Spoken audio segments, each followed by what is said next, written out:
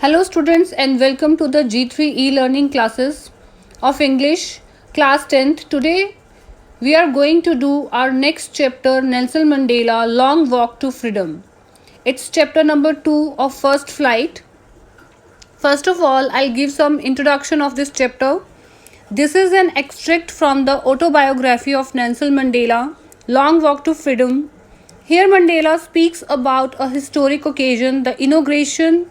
It was the occasion when a new democratic government free from all types of bounds was going to take over the reign of South Africa under the leadership of Nelson Mandela.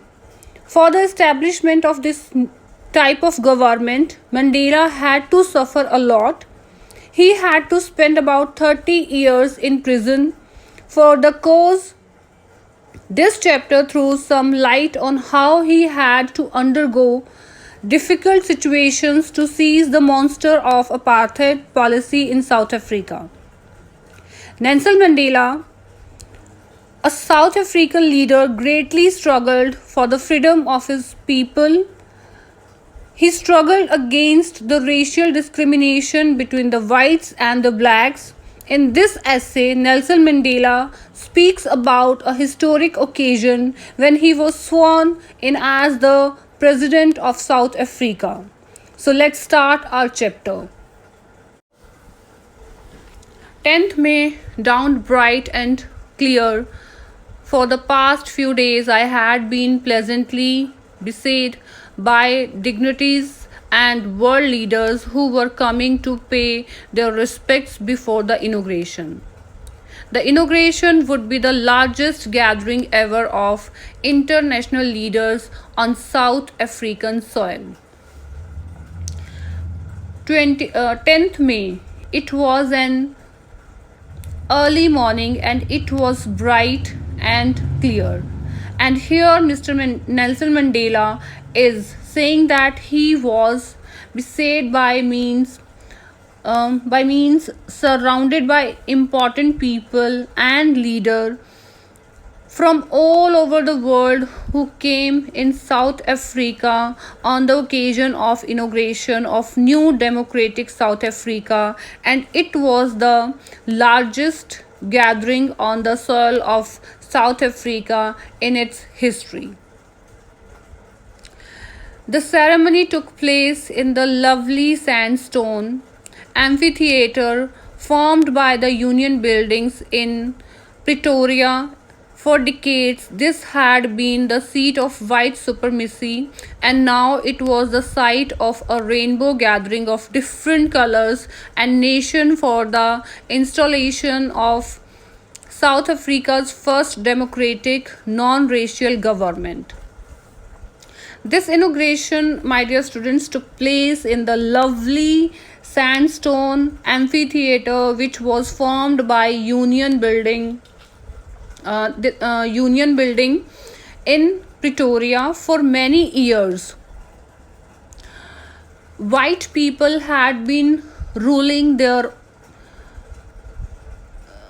white supremacy were there, but now it was the inauguration of the first democratic non-racial government, and there was different color of happiness. On that lovely autumn day, I was accompanied by my daughter Jinani. On the podium, Mr. De Klerk was the first sworn in as second deputy president. Then Thabo Mbeki was sworn in as first deputy president. When it was my turn, I pledged to obey and uphold the constitution and to devote myself to the well-being of the republic and its people. To the assembled guests and watching world, I said. Here Mandela was accompanied by his daughter, and during the ceremony, Mr. De Klerk was sworn in as the second deputy president, followed by Mr. Thabo Mbeki, who was sworn in as first deputy president. Then came the historical moment when Nelson Mandela took the oath as the President of South Africa. He pledged to obey and uphold the Constitution and dedicated himself to the well being of his people.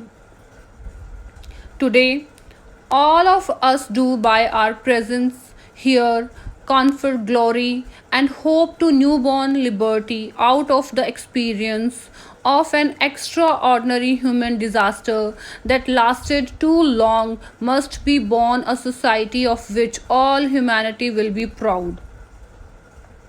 In this public address, Mandela spoke of the newborn liberty, in which he said that they must be create a society on which all humanity would be proud. It was not long ago when we were overpowered by white people, but that day have been given the privilege to be host to the nation of the world on its own soil. We who were outlaws not so long ago have today been given the rare privilege to be host to the nation of the world on our own soil.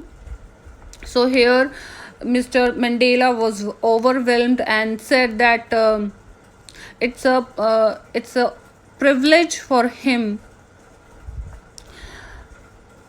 to be host to the nation of the world on its own soil.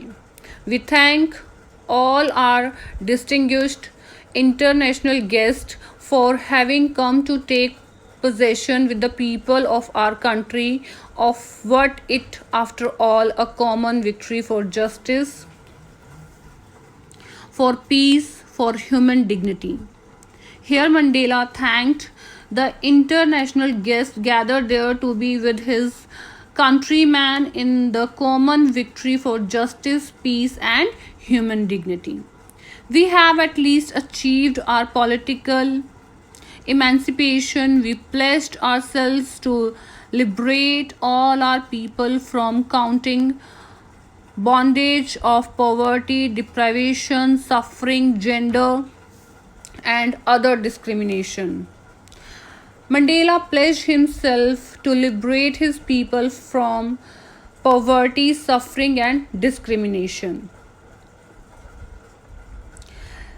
Never, never, and never again shall it be that this beautiful land will again experience the oppression of one by another.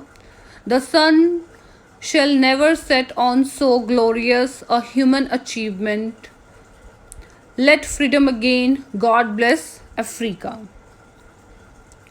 Here, Mr. Mandela promised his people that they will never ever see this beautiful land to be the experience, the oppression of one by another, and he wished from God to bless Africa.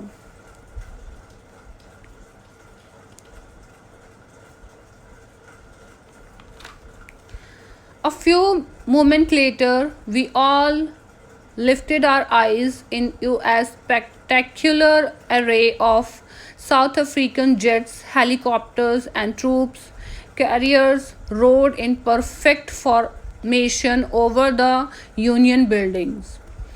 It was not only a display of pinpoint precision and military force, but a demonstration of the military's loyalty to democracy, to a new government that had been freely and fairly elected. Only moments before, the highest journals of the South African Defence Force and Force and Police, their chest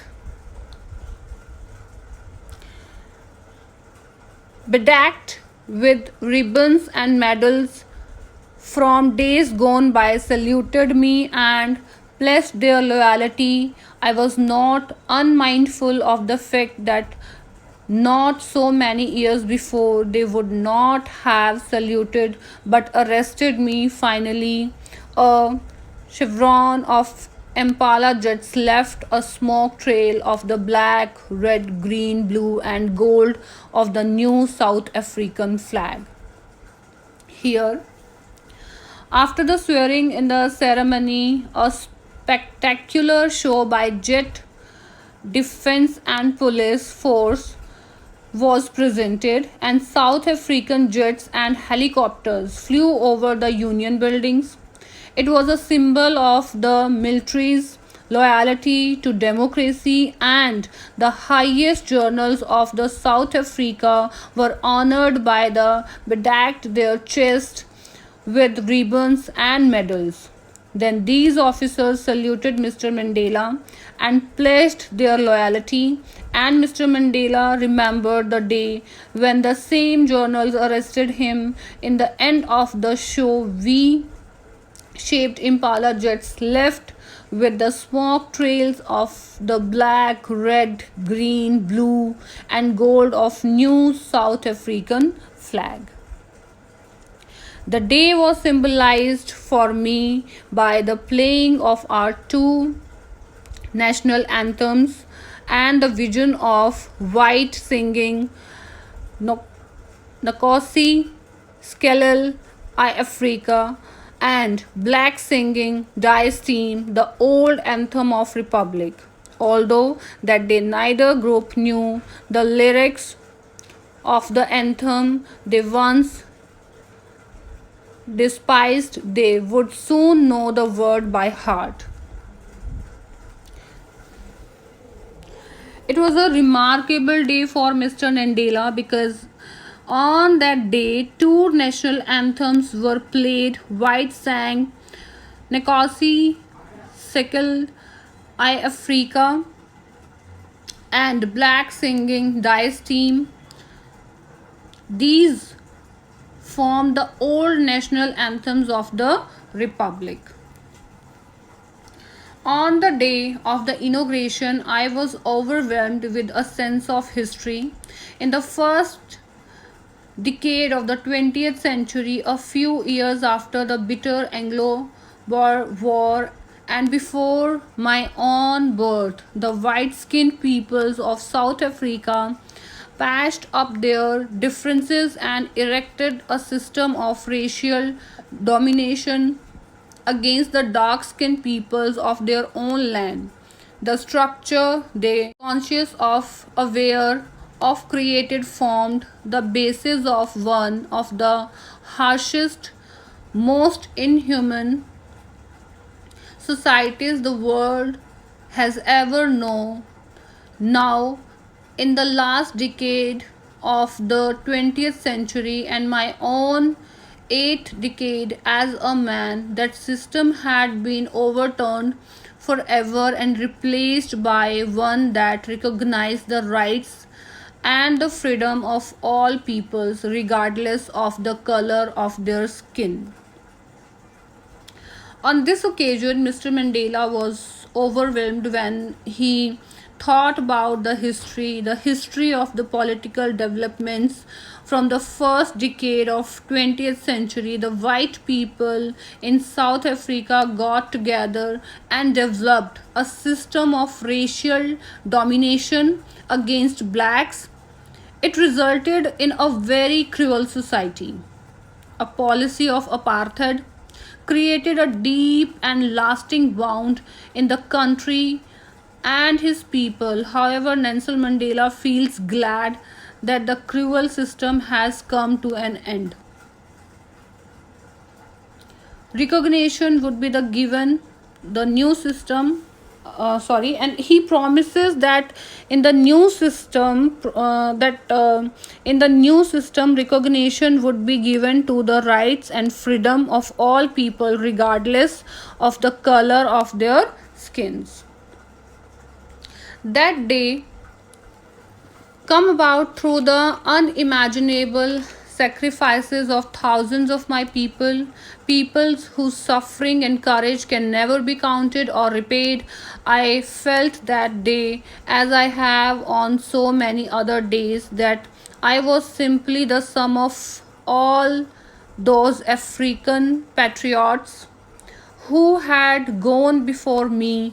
That long and noble line ended and now began again with me. I was pained that I was not able to thank them and that they were not able to see what their sacrifices had wrought. On that day, Nelson Mandela also remembered the unimaginable sacrifices of thousands of his country people, and any word would be very small to thank the countless sacrifices and can't be repaid. And Nelson Mandela also felt pain that he was not able to thank those people of their sacrifices. The policy of apartheid created a deep and lasting wound in my country and my people. All of us will spend many years, if not generations, recovering from that profound hurt, but the decades of oppression and brutality had another unintended effect, and that was that it produced the Oliver Tambo's, the Walter Sislu's, the Chief Latulis and Yusuf Dedos, the Bram Fishers, the Robert Sabowis of our time, men of such extraordinary courage, wisdom, and generosity that their like may never be known again. Perhaps it requires such depths of oppression to create such heights of character. My country is rich in the minerals and gems that lie beneath its soil, but I have always known that its greatest wealth is its people, finer and truer than the purest diamonds. Here, the system that separates people on the basis of their race caused much pain to the African people. The wounds given by this system will take a long time to heal, or you can say the generation for recovering. He pays tribute to great leaders like Oliver Tambo, Walter Sisulu, the Chief Lutus, Yusuf Dedo, etc. Such people of uncommon courage and wisdom are the greatest wealth of his country. He also added that his country is rich in minerals and gems means precious stones. Gems means precious stones, which are under its soil. But he believes that a country's great wealth is its people. Only the people of the country are the finest diamonds. So this is the first part of this audio, or you can say video. I hope you all understand, and the rest other part we will do in our next video. Thank you so much.